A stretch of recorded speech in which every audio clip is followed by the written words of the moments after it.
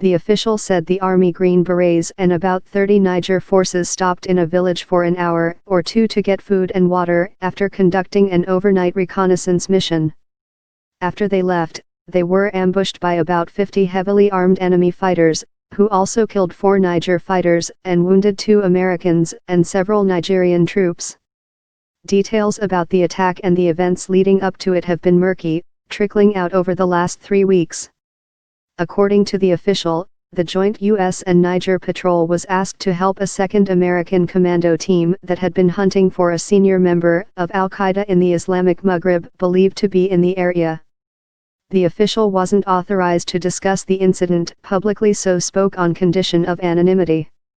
The joint U.S. and Niger team was initially sent on a routine mission to meet local tribal leaders and work with the Niger forces. But after they had set out on October 3, they received a new assignment, the official said. They were asked to go to a location where the insurgent had last been seen, and collect intelligence. Because the insurgent was no longer in that area, military commanders believed the operation wasn't risky, the official said, adding there was no order to search for or find the AQIM member. Under the rules, U.S. troops in Niger can accompany local forces on missions when the chances of enemy contact are unlikely.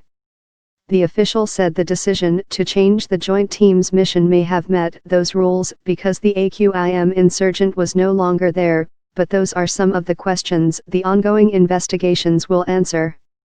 After getting supplies and meeting with tribal leaders, the joint patrol left the village. It is at that point, the official said, that the U.S. believes someone in the village alerted the IS-linked militants that American and Niger forces were in the area. The joint team was attacked about 200 kilometers, 120 miles, north of Niamey, by what officials believe was a relatively new offshoot of the Islamic State group that calls itself Islamic State in the Sahel. That group is not believed to be connected to the AQIM leader that the other American Special Forces team has been looking for. The enemy fighters attacked on motorcycles, carrying rocket-propelled grenades and heavy machine guns, setting off a long and complex battle. Marine General Joseph Dunford, chairman of the Joint Chiefs of Staff, told reporters Monday the U.S. Special Forces unit didn't call for help until an hour into their first contact with the enemy.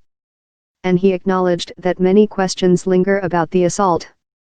Those questions, said the defense official, will include who authorized the decision to change the team's mission, as well as why it took so long to evacuate the wounded and why one of the killed U.S. soldiers was missing for 2 days before his body was recovered.